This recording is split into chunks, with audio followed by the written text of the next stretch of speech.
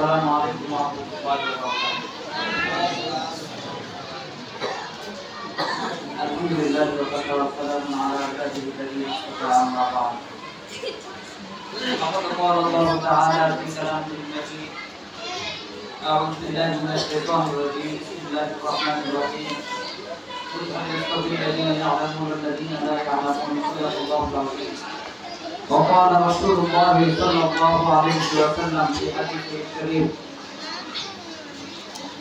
إنكم من يعش من بعدي فسيرى اختلافا كثيرا فعليكم بسنتي وسنة الخلفاء الراشدين المهديين أو كما قال عليه الصلاة والسلام. আলহামদুলিল্লাহ, আল্লাহ পাকের দরবারে লাখো কোটি শুকরিয়া যিনি আজকে দিনের মাধ্যমে আমাদেরকে প্রথম তৌফিক দান করলেন। যেমন আগামী বছর 2025 শিক্ষাবর্ষের প্রস্তুতি নেওয়ার মতো আজকে প্রস্তুতিমূলক আলোচনার অংশ নেওয়ার তৌফিক দান করলেন। আল্লাহ তাআলা ঘরে মেহমান করে আমাদেরকে একত্রিত করলেন। আমরা সকলে করি আলহামদুলিল্লাহ। আমরা দোয়া পেশ করব যার থেকে মাদারে শিক্ষা শুরু হয়েছে সমস্ত ইমামদের ইমাম, সমস্ত আমিরের ইমাম, আমাদের হাদিসের প্রতি সকলে সংক্ষিপ্ত দরুদ পেশ করছি। সকলে বলি সাল্লাল্লাহু আলাইহি ওয়াসাল্লাম। শুরুতে জানতে চাই আপনারা কেমন আছেন?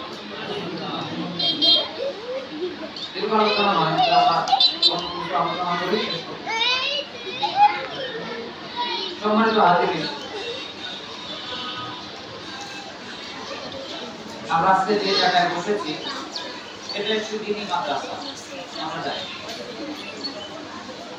আবার এটা এমন একটা মাদ্রাসা যেটাকে যুগ উপযোগী বলা যায়। যেমন আমি আপনাদেরকে একটা ধারণা দিই। দেখেন, এই দেশে বাংলাদেশে একটা সময় এমন ছিল কিছুদিন আগেও, এখনো এই সময়টা কেটে উঠে নাই। যেটা হলো, যারা মাদ্রাসায় লেখাপড়া করি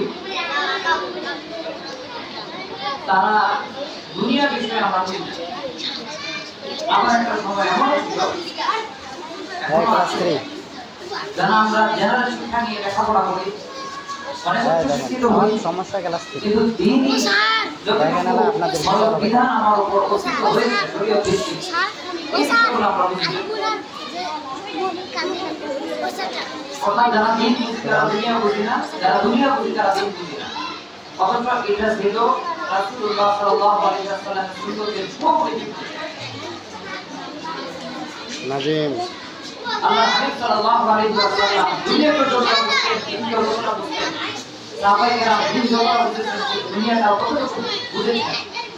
এটা রাসূলের একটা সুন্নাত। এই জায়গাটা থেকে যখন আমরা একেবারে সরে যাচ্ছি না, আমাদের একটি উলামায়ে কেরামের ইস্তেগফার হযরত কারি বেলায়েত রাহমাতুল্লাহ আলাইহি, আল্লাহ তাআলা ওনার কবরকে জান্নাতের বাগান বানিয়ে দিয়েছে। আমিন।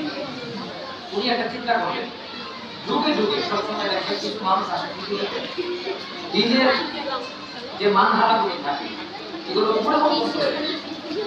ঠিক হযরত কারি বেলায়েত রাহমাতুল্লাহ আলাইহি দেখলেন যারা দুনিয়া নিয়ে ব্যস্ত তারা দিনের কিছু বুঝে না, আবার যারা দিন নিয়ে ব্যস্ত তারা দুনিয়ার কিছু বুঝে না।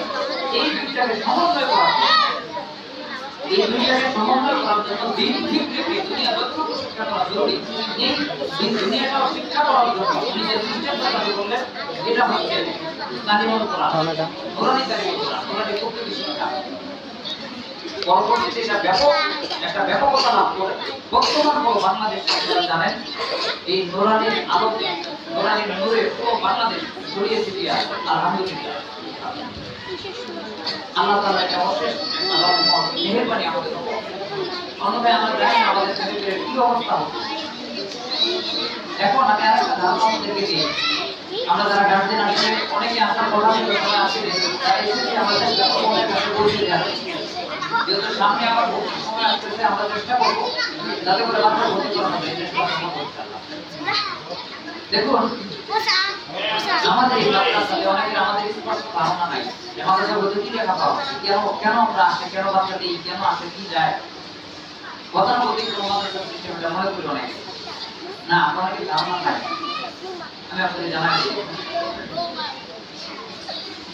আমাদের মাদ্রাসায় নার্সারিটা বাদ রাখলাম, ক্লাস 1, 2, 3 এই 3 ক্লাস পর্যন্ত আমাদের জেনারেল শিক্ষার সমন্বয় করে আবার এখন প্রশ্ন আসতে পারে, অনেক বাবা মা চিন্তা হচ্ছে আমার ছেলেকে তো মাদ্রাসা পড়াবো, আমার ছেলেকে তো আমি হাফেজ বানাবো, আলেম বানাবো না, এটা এখন প্রশ্ন আসতেই পারে। এই সব আবার অনেকে চিন্তা করে যে না আমার ছেলেকে তো আমি জেনারেল শিক্ষা শিক্ষিত করবো, তাহলে তাকে কেন মাদ্রাসা পড়াবো? অনেকে চিন্তা করে আমি স্কুলে পড়াবো না, তাহলে কেন মাদ্রাসা পড়াবো? এই দুই তিনটা সমন্বয় হচ্ছে ইসলামিক মাদ্রাসা। কিভাবে?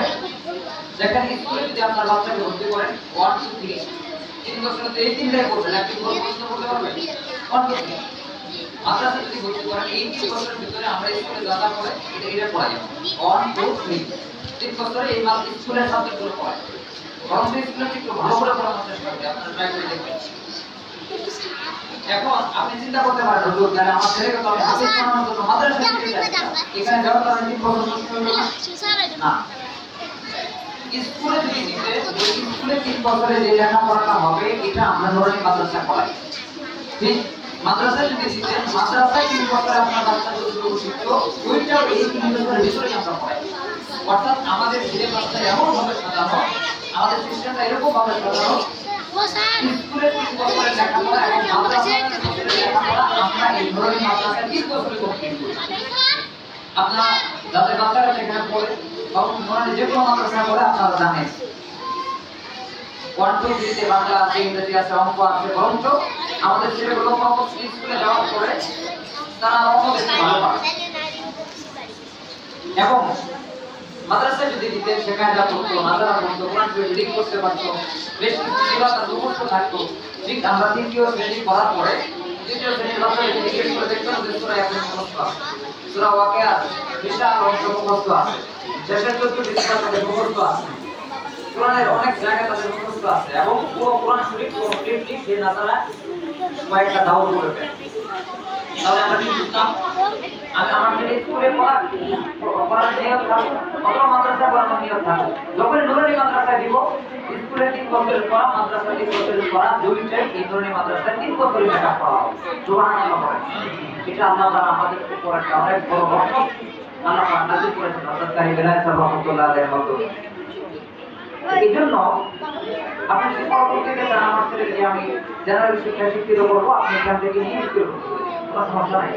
মাঝখানে আপনার লাভটা কি হলো? আপনার ছেলে নাজারা কোরআন শরীফ পড়তে পারে, এটা মুসলমানদের জন্য জরুরি, অত্যন্ত জরুরি বিষয়, ওয়াজিব। আপনার ছেলের যে যতটুকু শিক্ষা করা ওয়াজিব ছেলের এটা এখান থেকে হয়ে যাবে।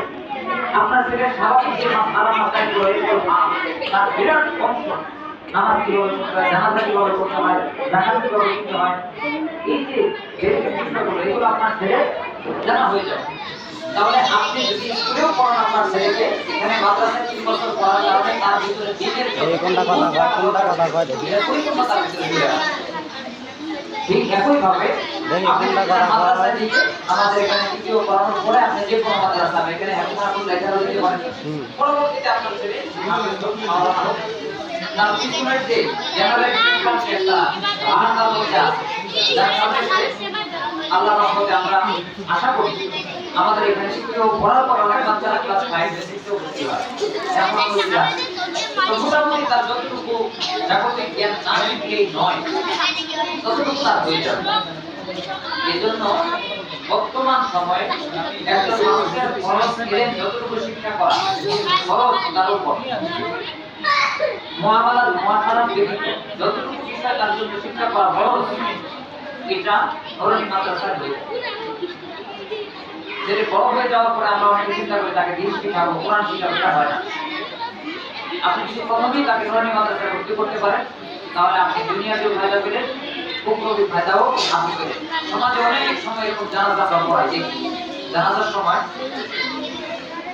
বাবা প্রতিষ্ঠিত ছিল, বাবার হক হলো সন্তান তার জানাজা পড়বে, কি বলেন তাই না? সন্তান জানাজা পড়াইতে পারে না, মানলাম। ইমাম সাহেবের পিছনে যে জানাজা পড়বে, জানাজা দোয়া এসে যায়, অনেকে জানাজার সময় গিয়ে ঈদের নামাজ পড়ে, কয়বার হাত তুলতে হবে এটা জানে না, কি বলতে হবে তাও জানে না। তাইলে আপনি চিন্তা করেন আপনার নিজের থেকে একটা ছেলে আমি জন্ম দিলাম, সারা জীবন তাকে ইনকাম করে খাওয়ালাম, তার জন্য আমার জীবনের সব স্বপ্ন বিলীন করলাম। এই ছেলেটা আমার ইন্তেকালের সময় সে আমার জানাতে দোয়া করবে, এটাও পারে না। আপনি চিন্তা করেন এটা কত বড় একটা দুঃখের বিষয়।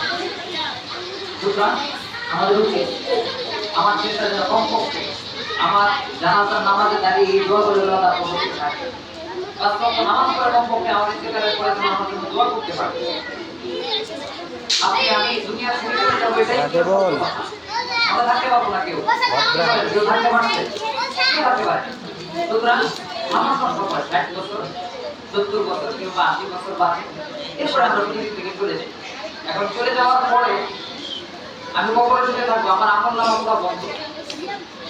কিন্তু যদি আমার নেককার কোনো সন্তান পৃথিবীতে রেখে যায়, সে ডাক্তার হোক, মাস্টার হোক, ইঞ্জিনিয়ার হোক, কোনো আফসোস নাই, কিন্তু তার তেলাওয়াত যদি শুদ্ধ হয়, তার নামাজ যদি শুদ্ধ হয়, যদি 5 ওয়াক্ত নামাজই হয়, অবশ্যই সে আমার জন্য দোয়া করবে। আর আমার জন্য যদি দোয়া করে, আমি কবরে শুয়ে শুয়ে তার এই দোয়ার বদলতে আল্লাহ তাআলা আমাকে কবরে সত্য দাঁড়িয়ে হিসেবে আমার খাইতে থাকবে। কিন্তু যদি আমার সন্তানকে আমি বাড়াইতে না পারি, তাহলে খুবই দুঃখজনক। অনেক বাবারা শেষ বয়সে গিয়ে আমরা কান্না করি, দুঃখ প্রকাশ করি যে আমার ছেলেটাকে শিক্ষা দিলাম না। আপনি যদি